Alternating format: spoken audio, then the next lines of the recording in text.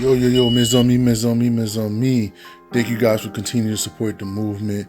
Another new episode. This one is about advice on purchasing a home. If it's your first time purchasing a home, let us know what you think. Please leave a comment below and remember to subscribe and share.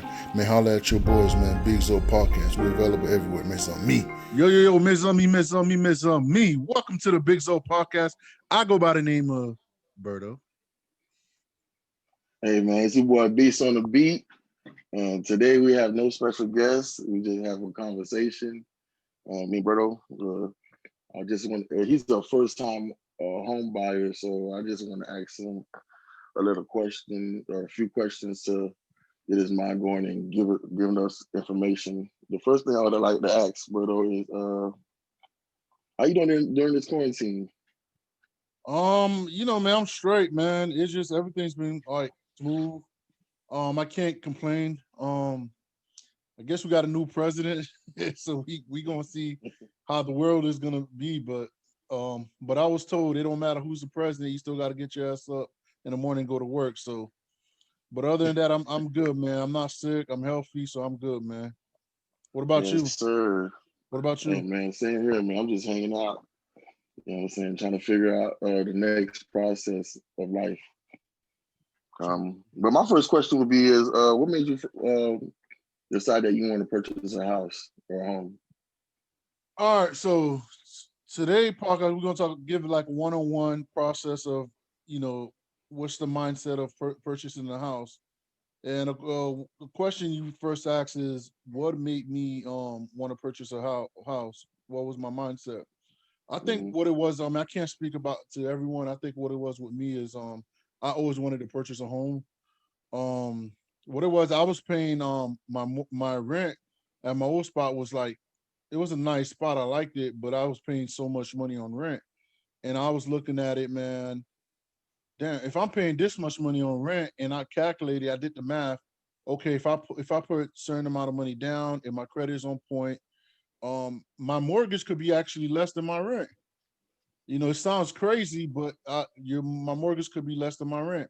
And I think that was just my mindset. Then I got tired of dealing with the owners of the property I was renting. They started to be like assholes and stuff. They wouldn't fix certain things. Um, so it was to a point. I was like, okay, if I get approved, I'm gonna apply for a loan. If I get approved, I'm just gonna go ahead with the process. But that was just like my mindset. Just like I just got tired of renting, to be honest. All right. So, what was your first initial process of when you decided, like, okay, I'm gonna go look for a house or I want a house? What was the first process of like, where do you go to even go look for a house to see if it's on the market, or were you just driving around and seeing that there's a house? What's the process of doing or going purchasing a house or applying for a loan? All right, so before I purchased a home or even I got a realtor agent, the first book I read was a Jay Morrison book. I don't know if you guys know Jay Morrison, but he has a book called Lord of My Land. I think anybody that's want to purchase a home or in the process of purchasing a home, you guys should buy that book. It's I think it's only like 12 chapters, but it's very like small. It's a small thin book, so you could finish it like in probably 2 days if you focus on reading it. But the book basically describe what kind of property you're looking for, why you should buy like a townhouse versus a single home property, or versus even a condo. You know what I'm saying?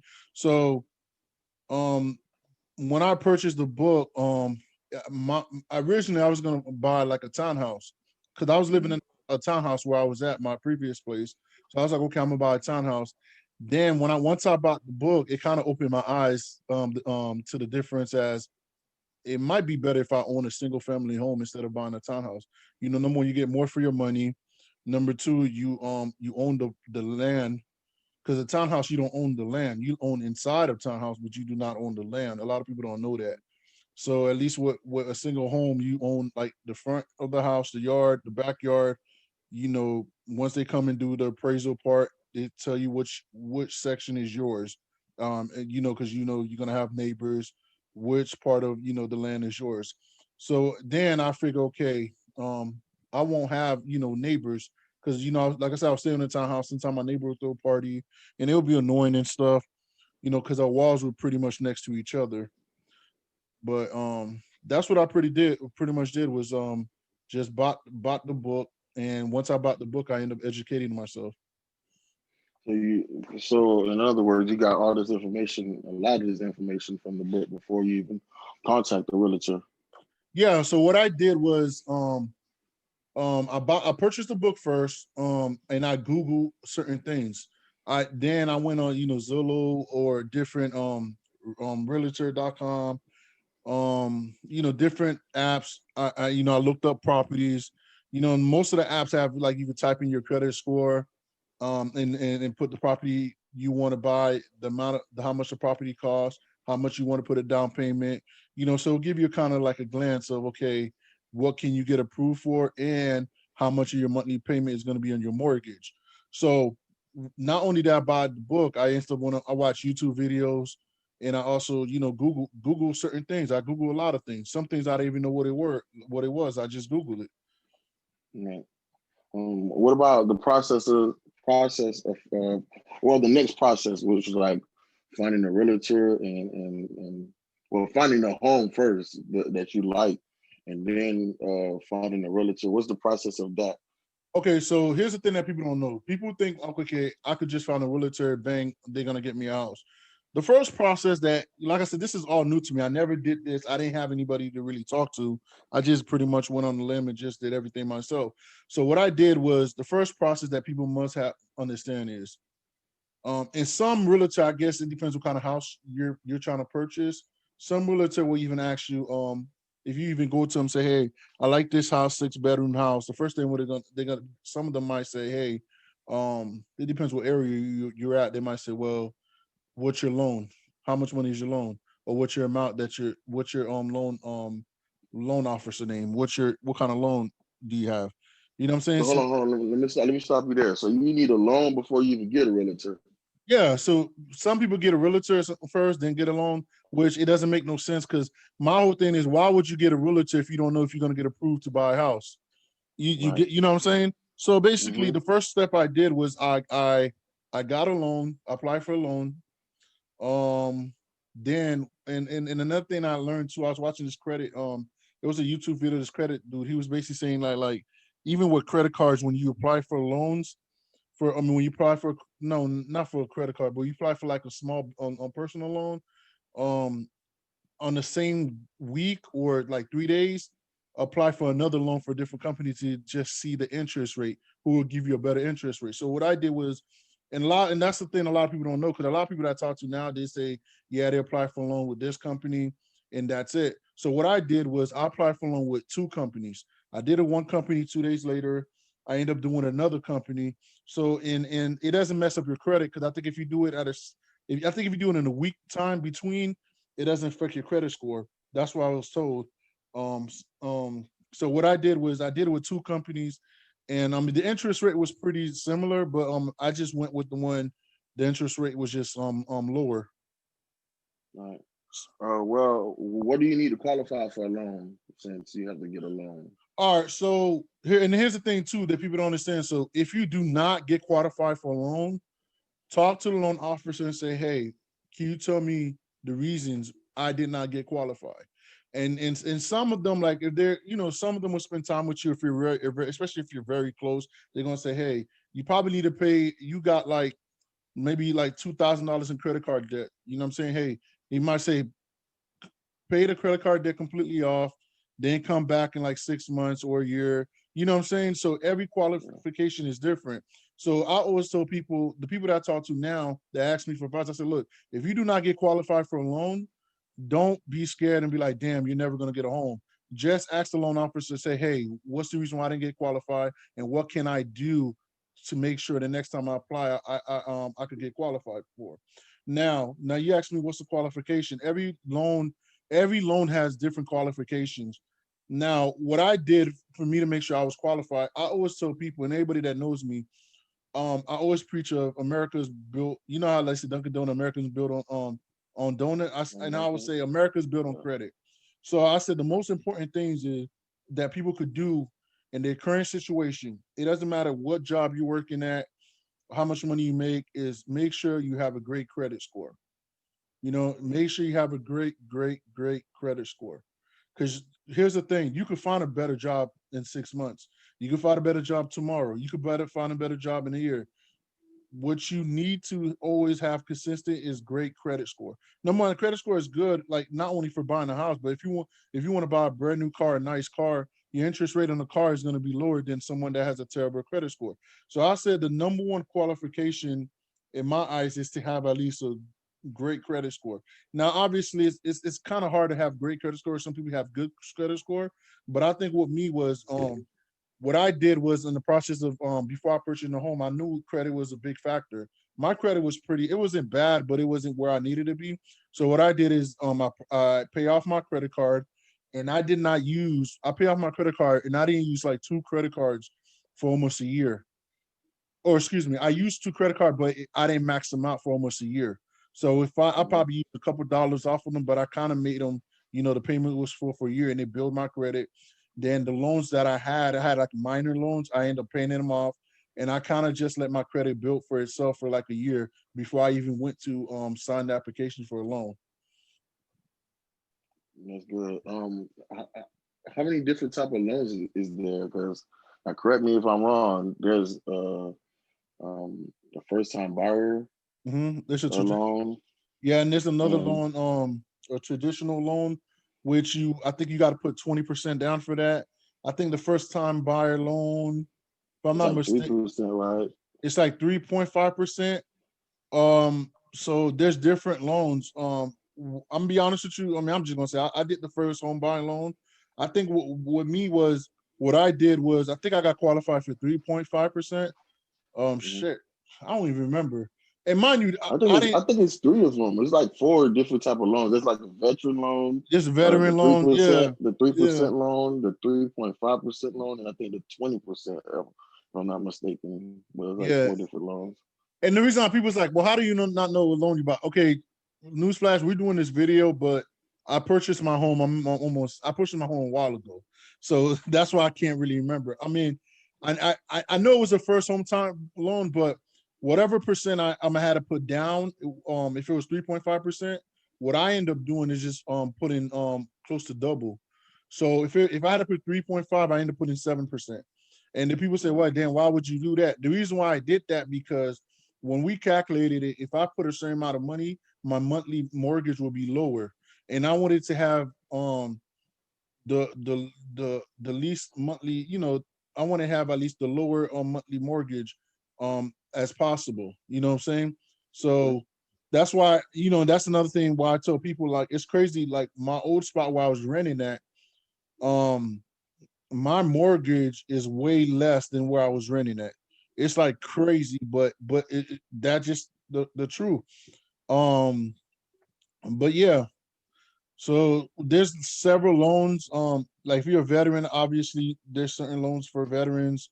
There's different opportunity for first home buyer loan, which they actually have. I know that I think first home buyer, like you gotta have, I think, a 630 credit score to qualify.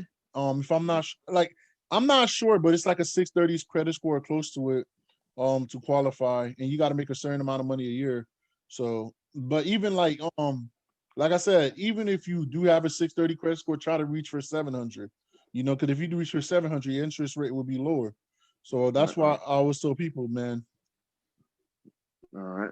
So after you got your loan, you went to go get a realtor, of course. Yeah, And a black realtor. like, how was that process? How was that process of like finding a realtor and then like getting your mortgage and like, because most people got fixed mortgage, some people got the adjustable mortgage. Like, how did Okay, y'all work that out? so Like, the realtor has nothing to do with your mortgage. Your loan officer. So fixed mortgage, your loan officer, you sign the mortgage paper, you do everything. Your realtor has nothing to do with your mortgage. All your realtor job is to find you the property you're looking for.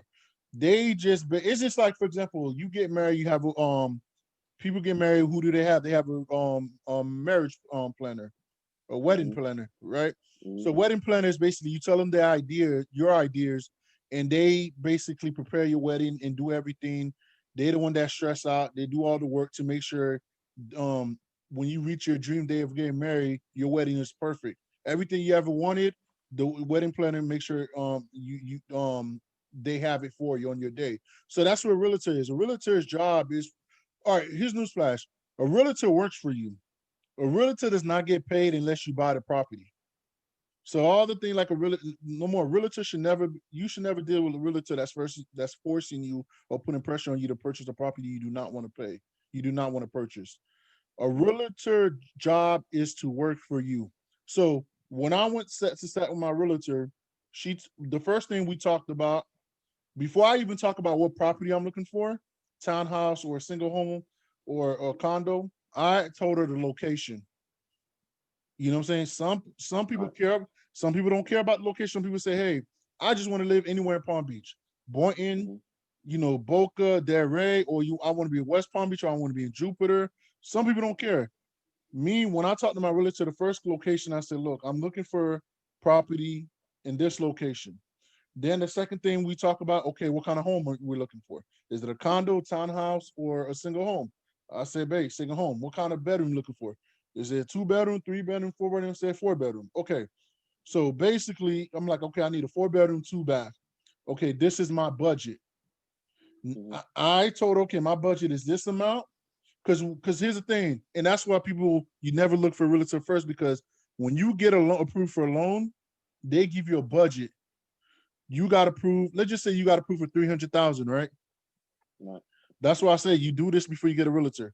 You got hooked for 300,000, but you look at, and that's why so people always got to look at the city they're living in. Look at at least 50 homes in the city you want to move to, or the city that you want to live in, or the area you want to live in, and do the comparison of the homes. Now, what I did was, if my loan was like 300,000, right? Right. I told my realtor, let me find me a home in this location, a 4 bedroom, 2 bath for 250,000. But you're saying, damn, but your loan's 300,000. I never told her to get me a crib at 300,000 because I never wanted to max out. Now, some people it's okay. Hey, I want to get my dream house for this amount of money. If I go for it, okay.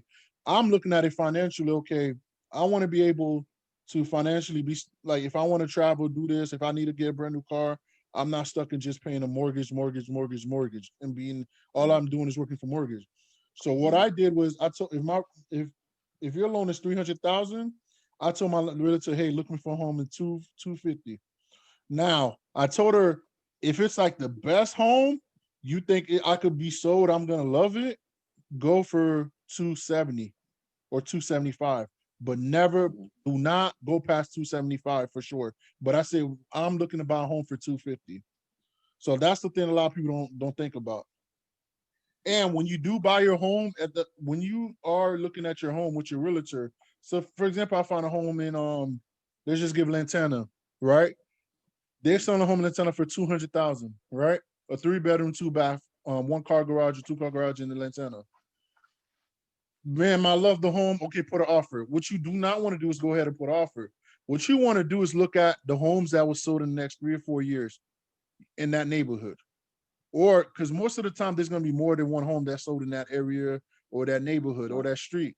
You want to do a comparison. Now, you might pay $200,000, but it was a home sold like a week ago for 170. It's a 3 bedroom, same price. I mean, same size down the street. So you could just say before your realtor even put a price in, you could just say, hey, let me tell the owners I'll buy the home for 180. You know what I'm saying? You never, whatever the price is on the home, if they have it for 200,000, you never start off and say, I'll buy it for 200,000, unless it's like you don't want to go to bidding war and against other people that's trying to buy the home. But that's why I said always look up the home, because the home might be sitting there for like 6 months. So if a home's sitting there for 6 months, that means no one's really trying to buy the house. You know what I'm saying? Is if the home is sitting there for like a couple of days or a week or 2 weeks, they'd be like, okay, it's new to the market. You might want to just, okay, I don't want to look for homes. This is the perfect home. I'm just gonna buy 200,000 and I'm done with it. But if the home is sitting there for like 6, 7 months, they're trying to sell the home. So why would I go and tell them, okay, you asked 200,000, I'm gonna give you 200,000. I know number one, the home is sitting for 7 months. Most likely, if you don't give it to me for 190, it could be sitting there for another 7 months. You know what I'm saying? Yeah. All right. So what about insurance? I know the lenders, like when they write up their contracts, most of them would want insurance policy to go with that. So what's the rules of fighting policy or insurance policy? Do they offer those to you, or do you have to go find your own homeowner insurance? All right, so I know loan officers. I mean, every loan officer they I can think offer. it's called a PMI, right? I think PMI.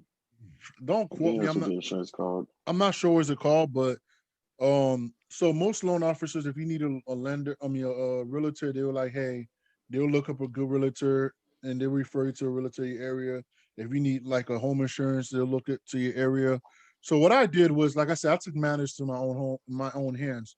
So I went to every company and got a quote, like Geico, Progressive, like every company. I think I had like 5 or 6 companies, and I just went with I didn't go with the cheaper quote. I just went with the quote that made more sense for me. You know what I'm saying? Like, for example, if I know, like, living in Florida, like, we're gonna have hurricanes. So, but there's some states they don't have hurricanes. There's some states you're gonna need insurance because there's earthquake. Florida, we don't have earthquakes, so there's no point for me to get earthquake insurance. Or my area, there's flood. You know what I'm saying? If there's no flood, or if my home is below sea level, um, you know what I'm saying? There's no point me to get a insurance for flood because my home is below sea level. I mean, it's above sea level, or there's not going to be no floods in my area. So I guess the insurance goes by like the home. Okay, so you get the insurance after you already know what home you're gonna. Once you put an offer in a home and they accept your offer, that's when you get the home insurance. If that makes sense, because you got to figure out what area you're living in. And do you need to get like hurricane or flood insurance or different type of insurance, if that makes sense? All right. What I would like to ask is, what's one thing that you know now that you didn't know when you bought your house? Okay, so one thing I didn't know is everybody know about down payment, but I don't think a lot of people know about closing costs. The closing fees. Yeah, so people, here's the thing I didn't know. I think anytime you're buying a home, my advice for someone is not only have the same amount of money for your down payment, your closing costs, but because when you rent out a house, they do like security deposit, first month, last month security deposit. So they do 3 things. I would say my advice to someone that's looking to purchase a home, have 3 things just like when you're renting a home. The 3 things you're gonna have is down payment, closing costs, and I would have a third cost just for emergency costs. What do I mean? If you buy your home and what happened, your water heater broke, or if you buy a home, you need to buy. Okay, this house looks nice, but 90% of the time, unless it's a brand new home or it's a new renovated home, you're gonna want to paint the house. You know what I'm saying? You're gonna want to change the doors. The doors. You know what I'm saying? I would just have the third amount of money, the third category for money just for emergency funds for the house, because just in case. Um, yeah, man, that's one thing So I didn't beside, know. And okay, and I will say this: try for your closing costs when you go in negotiating. Try to get a good realtor that knows what the heck they're doing. Because another thing a realtor could do is make sure you don't pay for your closing costs too. A lot of people don't know that. Closing costs are not mandatory. You can have the owners pay, the owners that's trying to sell you the house, you can have them pay for the closing costs. Or you can have them say, hey, my closing costs 10,000. Can you at least go half for me, pay 5,000?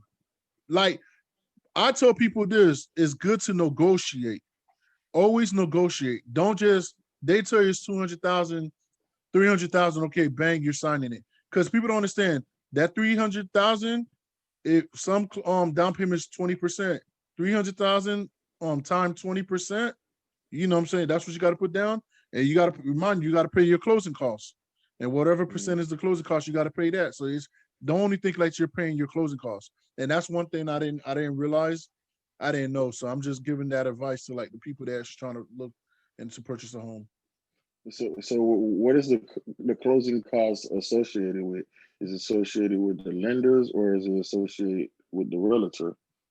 The closing costs. What's the You just definition? said the thing because you said something about having the realtor negotiate that for you.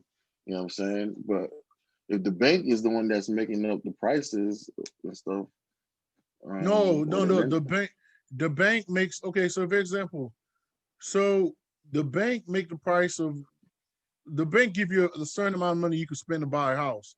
So for right? example, if the bank's telling you, okay, you got approved for 300,000, Mm-hmm. so you could buy, but they're telling you, okay, I'm gonna give you 300,000, but you got to put 20% down. Mm-hmm. Um, so let's just do the math. I think what's in it like $60,000 down or something, and 20% of three. Mm-hmm. Let me just do the math. I think it's 60,000, but let me make sure. Oh shit, I'm Actually, tripping. 40, 90. It's 90,000, right? 90, Yeah, 300,000. What's 10% what? of 100,000 is 10. Hmm.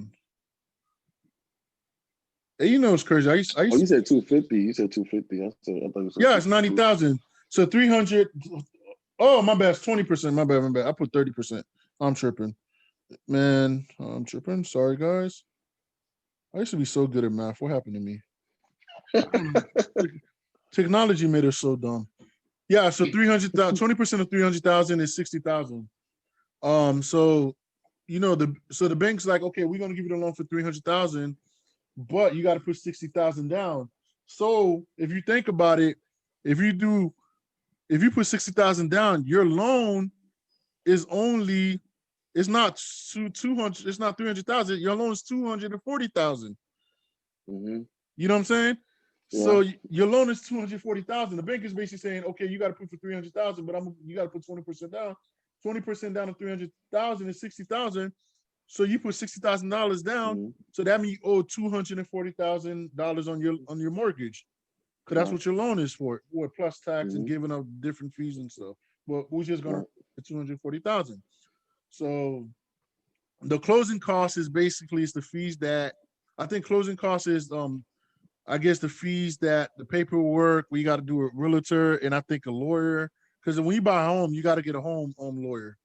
You know what I'm saying? Mm-hmm. And you got to get I think closing costs is for the appraisal, for the home lawyer, for different stuff. Like I can't remember what all these stuff are, but Let that's me what it ask you is. this. Yeah. Well, what's everything that you need? The Oh, representation, like you said, because you said I need a lender, I need a realtor, I need a home lawyer. What else do I need? okay. So the realtor usually have their own lawyer.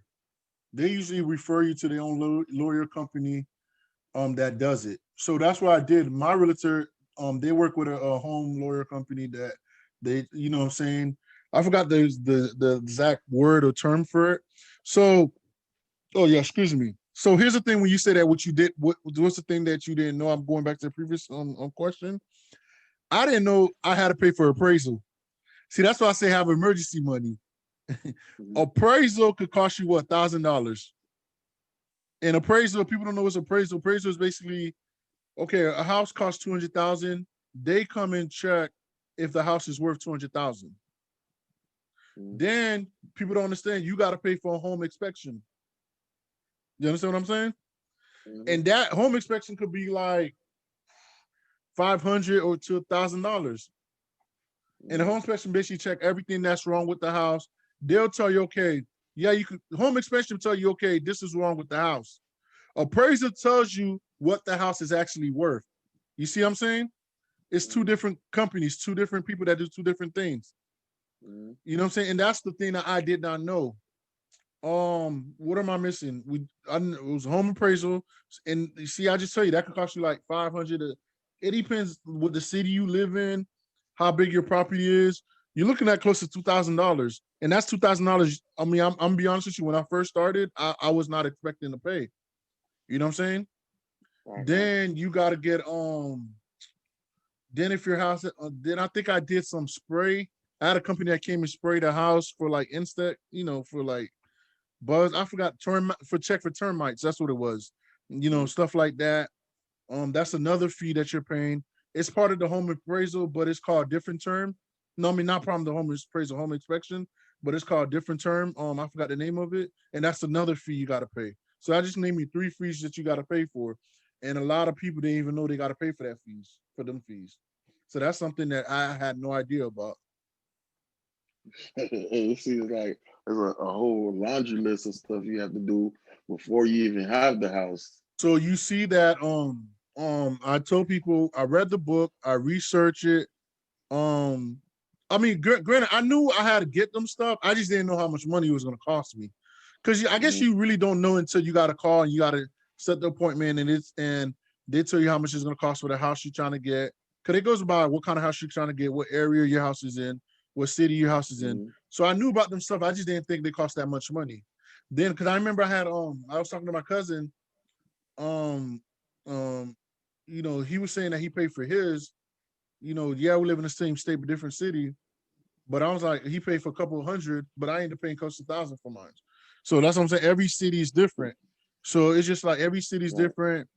Or I think I pay less for mine, and he pay more for his. It's vice versa. I can't remember, but I was just letting you know, like, you won't know until you actually find the house you put an offer in. And basically, if they found anything wrong with the house, you could go back to negotiation and say, okay, hey, I know we agreed that I was going to buy the house for 200,000. This is a list of stuff I found that's wrong with the house. A, are you willing to fix it?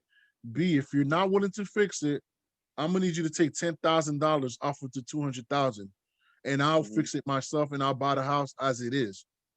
You know what I'm saying? Or they might come back to you and say, hey, three, get on quote to see how much they're gonna cost to fix it. You know what I'm saying? And then you call company and say, hey, I need this done, this done, this done.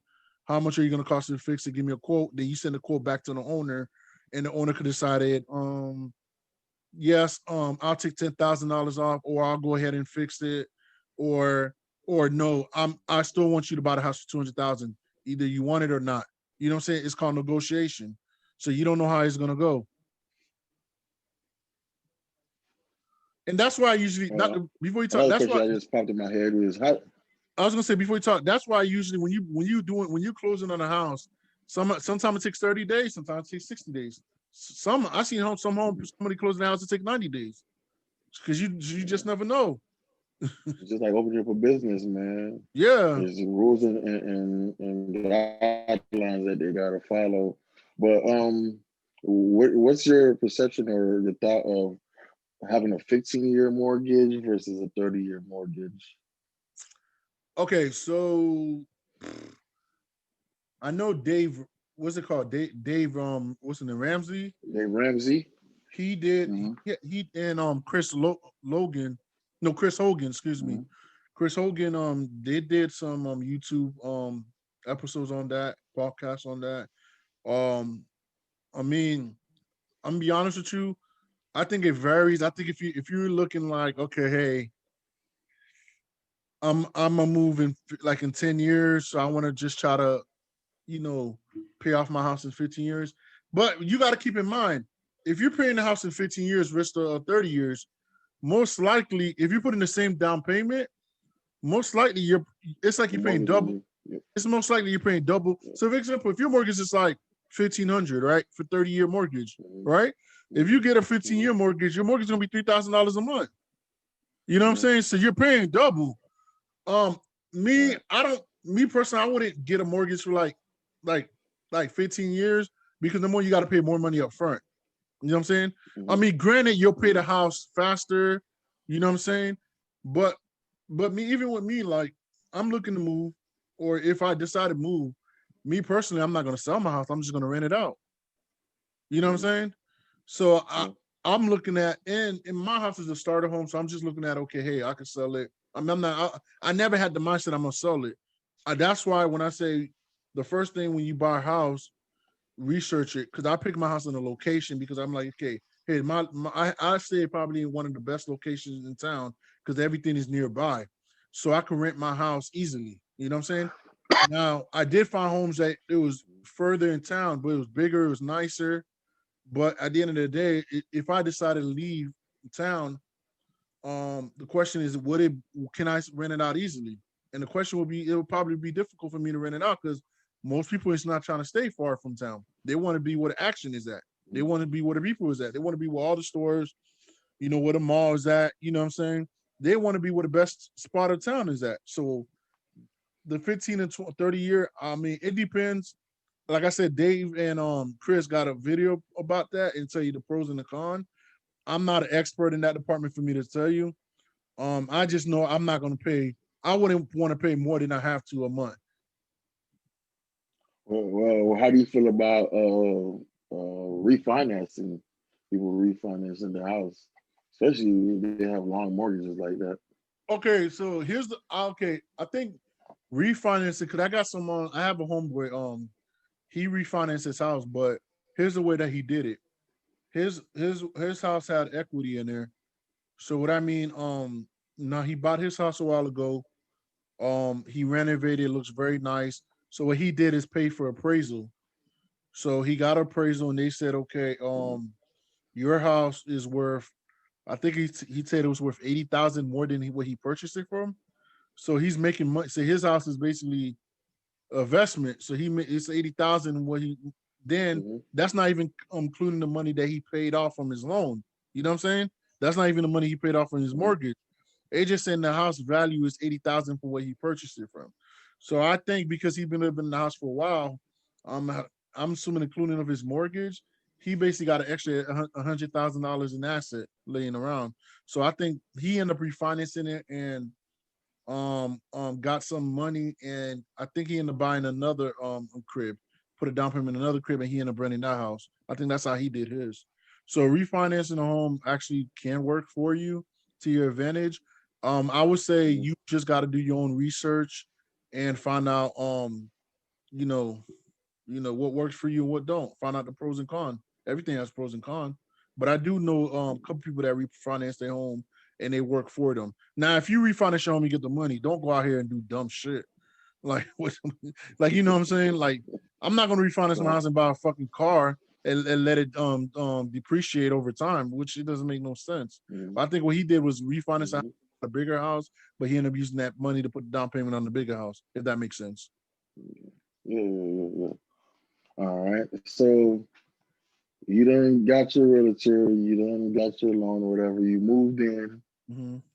What about these other fees like property fees, HOA fees, keeping up with the property?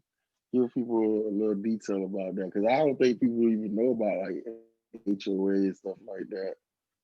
All right, so that's the thing. That's what people research what kind of home and property you want to purchase. Now, where I currently stay, I'm paying HOAs. I always said I was never gonna pay HOAs. I always said that people that pay HOAs are idiot. But I happen to fall in line of being the idiot. Uh, look, okay. So the HOA, because HOA is basically you giving them free money.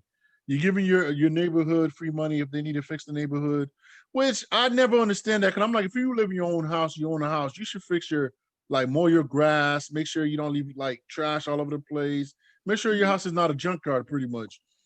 So people need to research, okay, not only you paying your mortgage, you got to pay HOA every month and find out is it worth it? You know what I'm saying? Find out because I got my cousin basically, like I know I got a cousin, he stays in a nice neighborhood. I mean, no, she stay in a nice neighborhood and she's paying $300 a month for HOA. You know what I'm saying? That's not even her mortgage. That's just $300 extra. So basically in 30 years, if she pays her house down and she has no mortgage, she still will be paying $300 a month for HOA. Which me and your parents and my parents, they stay in the neighborhood. They don't pay HOA. If the house is paid off for, they set. The only thing they got to worry about is property tax. So that's another thing that people don't understand, man. That HOA is a headache. Then here's the thing that people don't understand. HOA, if you have HOA, you can't do everything you want to do. I understand you own the land, you own the yard, you own the front yard, backyard. Your HOA association could say, hey, yeah, you can't park your boat in front of your house. You know what I'm saying? Mhm. Which if you were living in a place that they didn't have HOA, you could do whatever you want. You want to park your boat in front of your house, Yeah, yeah. your HOA could say, yeah, you want to paint your house like blue, navy blue. Your HOA could say, yeah, you can't paint your house navy blue. It got to be white or gray, or what I'm saying, or yellow.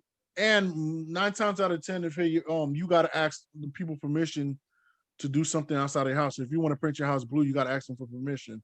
And it sounds dumb. That's why I say HOA. I think the only pros to HOA is that it don't what's the word? It don't devalue your property. It don't devalue your market, your house, your property market. Meaning, in my neighborhood, it's a nice neighborhood. People come here all the time. They're like, man, your neighborhood is nice. So basically, people keep their neighborhood on point. You know what I'm saying? Mhm. They keep their neighborhood in top condition because HOA enforced the rules on them. So that way, if You they know, that's sell one it, thing. so the property value doesn't go down. You know what I'm saying? Yeah, that's one thing I was just about to say, man. People that have that paying HOA fees and stuff like that, they usually stay in a nice neighborhood and have nice Yeah, houses. That's yeah, one thing because for sure. yeah, I mean, like I said, when I was looking to places, I found a house that was actually non-city mines, but it was actually bigger than mine's inside, but just the neighborhood was just like I want to say it was like trash. It was like probably in the hood.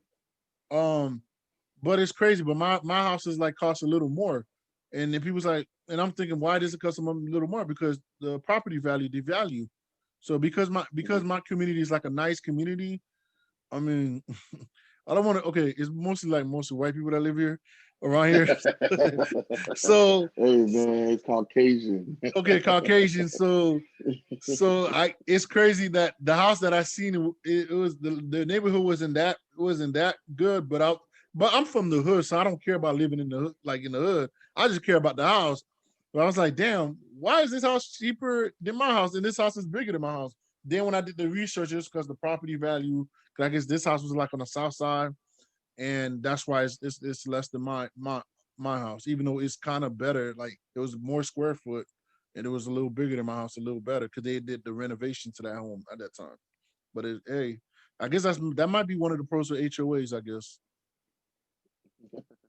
My last question is, I know like a few months ago, there's a story that developed. They were talking about interracial couple that Mm-hmm. did a home appraisal, Yeah. and the fact that the lady wasn't there, the black lady, her value was diminished. So what she did was take it down all her pictures or whatever, made it seem like it was a Caucasian household, and the Yeah. appraisal went up. So what I want to ask you is, did you have any tension or anything throughout this process of you purchasing a home, just because of your skin color or who you are? Well, I mean, I felt like I felt a couple people threw like you could tell like they throwing like jabs at me by making slick comments. Um, I mean, I didn't let it bother me because at the end of the day, it's like the first of all, I didn't have to do business with these people. Obviously, I probably did business with a company, but I didn't do business with them as individuals. You know what I'm saying? Um, Mm-hmm. what I mean, okay, so I think with me was I think because my neighborhood where I stay at is a pretty decent neighborhood. What was different was, I I think I told you we had this old lady. Basically, she was just like I remember one of my first day moving in, kept asking me 1,000 questions like, "What do you do? This and that, da da da." Or who you gonna be living here with, this and that. And it was just like, then my other neighbor Hey, was she the like, Zimmerman of the neighborhood. yeah. So I'm like, so my other neighbor was like, yeah, my next, she was even my neighbor, but she lives in the neighborhood. So she was walking her dog and she was like, yeah, I live in the neighborhood, this and that. It's an older white lady, being saying crazy shit. And I'm like, whatever. Then my next door neighbor was an old white lady. She basically said, yeah, I don't listen to her. She's very rude, disrespectful, don't listen to her. But she introduced me to the neighbor. She's like, welcome to the neighborhood, my next door neighbor. So you do have people, I think just us being black people, you do have people that if you move to the neighborhood, they're gonna ask a whole bunch of questions. And you have people that I have neighbors that You know, white neighbors, they don't even say nothing. I've been here for a while, and they never talk to me, and which is cool with me. I'm not gonna say nothing. I just look, go home, go to work, and just come home. As long as you don't do nothing to me, I'm not gonna do anything to you. You don't get out of pocket, I'm not gonna get out of pocket. It is what it is. And I mean, I think they might be Trump supporters, but at the end of the day, like, you know, it is what it is. I think just dealing with homes. But when you were talking about that lady, was the crazy story about it, and that's what we're talking about when you brought out the appraisal thing. I tell you, my homeboy basically he found out like his property's worth 80,000 more than he purchased it. So the quick story about that lady was it was a black lady married to a white man. She wanted to get a loan, refinance her home, and get the money and pocket it, or get the money and start a new business. You know what I'm saying? She looked at the homes in the area. She's like, okay, when I bought that home at that time, the the homes around the area selling more money than what I originally bought it for. So she went, I think, got the first appraisal. It was a white guy, mind you. Her husband wasn't even home. So the white guy appraisal guy came in and was like, okay, your home is only worth $50,000 more than you bought it for. And she was like, how? Because she wanted to apply for refinancing the home, and the home approved her, was pending to approve. They approve her, but they was like, okay, the final step is to get appraisal to see that how much is your house really worth. So more of the story is her husband was at home. The guy basically, she said she felt weird or whatever. The guy said that it was only 50,000 more than the house, more than she bought it. She said she knew it was wrong because every house, the neighbor house across the street, every house around the neighborhood, the property went up. So what she did was she let her husband, she got a second company to do the appraisal. This time she let her husband at the house, and she took off all their family pictures. You know what I'm saying? She took all, and she only, I think they only left the husband picture that it was a white man. And when they came back and did the appraisal, remind you, her husband was home for the second appraisal. I think it was like $150,000-$160,000 more. So basically, she was gonna lose out between, I think it was between $150,000 to $200,000 on money because because the first guy was racist. And I think right now they're in a lawsuit trying to sue the company that the first guy worked for. It's like a whole bunch of like stuff that's going on with that. So look, we know it's 2021. You look, we do this podcast. Most of the time we do this podcast, you try to educate people. Sometimes we do this podcast just to have fun and just BS, because life is too short. Racism is going to be everywhere we go. Is it surprising that it happened to her? Is it surprising that when I purchased my home, the lady from the neighborhood, old lady, like that, a dog was, questioning me like she was a detective? It is what it is. Racism is going to happen everywhere. I think it's something that we used to. Hopefully in 2021, it could get better. But I don't know. I guess my parents were saying that too when they came to this country. Good luck. Good luck. But that was great insight, man. I know there's a laundry list of stuff you have to do, and the most important thing I grasp in this conversation is have extra money on hand. You know what I'm saying? Because you never Yeah. know what kind of hardship or whatever roadblock you might have, and having an extra pocket of money can help that. I Is there mean, anything else you want to say before we let the people go? yeah, man, it's like crazy. Because I'm usually the other side of doing the interviews, but it's crazy. Like, it's something that I think that people need to understand. Like, um, if I would give one advice, I would say build on your credit, build on your credit. Just because you can't buy a home this year, just focus on next year, but just build on your credit, better your credit. Just in case you can't buy a 4-bedroom house or 5-bedroom house or 6-bedroom house, try to get like a condo, try to get a townhouse for like a 2-bedroom condo, 2-bedroom townhouse. Just, it's okay to start, small and work your way up. You know what I'm saying? And I think that's the thing that people is like, okay, if I can't get a 3-bedroom home or 4-bedroom home, I'm not gonna buy a home. I want my dream home. Like if you ask most people don't start off unless you're like a multimillionaire, you have excellent money. Most people don't start off with their dream home. You know what I'm saying? Some people say they bought like 2 or 3 or 4 homes before they purchase their dream home, or at least they buy at least one home before they purchase their dream home. So I'll say, man, just focus on the credit, your credit, and focus on like understanding that realtor works for you.